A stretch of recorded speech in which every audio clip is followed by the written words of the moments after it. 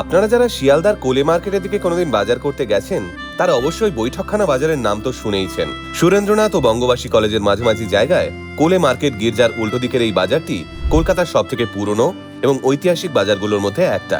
মরশুমের সবজি থেকে শীতের খেজুর গুড় কি নেই এই বৈঠকখানা বাজারে। কিন্তু আপনারা কি কোনোদিন ভেবে দেখেছেন এই বাজারটার নাম বৈঠকখানা কেন, কিভাবে শুরু হয়েছিল শিয়ালদার এই বাজারটা, আর কিভাবে এই পুরো বাজারের সঙ্গে জড়িয়ে আছেন কলকাতার প্রতিষ্ঠাতা জোব চার্নক? চলুন তাহলে আজকের ভিডিওতে আমরা জেনে নিই কলকাতার এই ঐতিহ্যবাহী বাজারের ব্যাপারে বিস্তারিত।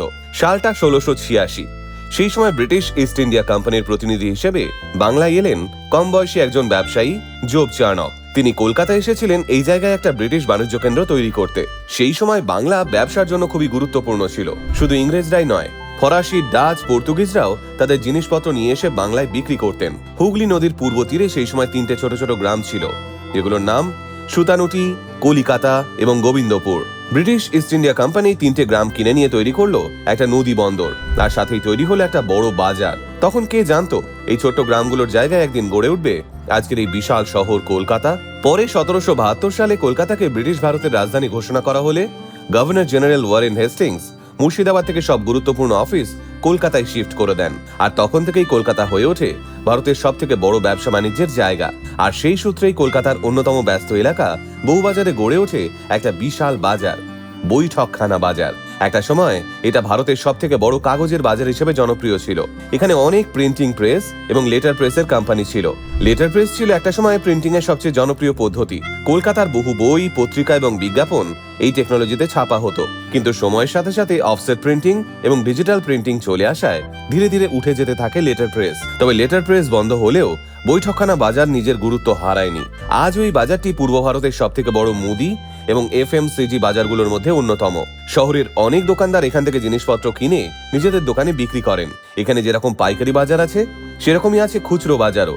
কিন্তু এখন প্রশ্নটা হচ্ছে, একটা বাজারের নাম হঠাৎ করে বৈঠকখানা হয়ে গেল কেন? এর পিছনেও রয়েছে একটা খুব ইন্টারেস্টিং গল্প। চলুন এবার সেটাই জেনে নিই। শোনা যায় জোব চার্নক যখন কলকাতায় ব্যবসা শুরু করেন তখন তিনি স্থানীয় মানুষদের সঙ্গে একেবারেই কথা বলতে পারতেন না। তিনি বাংলা একেবারেই জানতেন না এবং সেই কারণেই স্থানীয় মানুষদের সঙ্গে যোগাযোগ প্রায় বন্ধই হয়ে গিয়েছিল বলা চলে। এরকমই একটা সময়ে জোব চার্নক ভাবলেন, এভাবে চললে হবে না, আমাকে কোনো না কোনো উপায়ে এলাকার সাধারণ মানুষদের সঙ্গে ভালো সম্পর্ক তৈরি করতেই হবে। কিন্তু কিভাবে তিনি নিজের ইংরেজ পরিচয়কে ভেঙে সবার সঙ্গে মিশতে পারবেন, এইসব ভাবতে ভাবতেই তার মাথায় এলো একটা প্ল্যান। তিনি পৌঁছে গেলেন সেই জায়গায় যেখানে স্থানীয় ব্যবসায়ীরা একসঙ্গে গল্প গুজব করেন। তখন কলকাতার বউবাজার এলাকায় একটা বিশাল বড় বটগাছ ছিল। সেই বটগাছের নিচেই এলাকার সমস্ত ব্যবসায়ীরা বিকেলবেলা চায়ের কাপ হাতে গল্প করতেন এবং ব্যবসা নিয়ে আলোচনা করতেন। ধীরে ধীরে ব্যবসায়ীদের সেই আলোচনার অংশ হয়ে উঠলেন জোব চার্নক। অনেক ঐতিহাসিক আবার বলেন এই বটগাছের তলায় বসেই নাকি তামাক সেবন করতেন জোব চার্নক।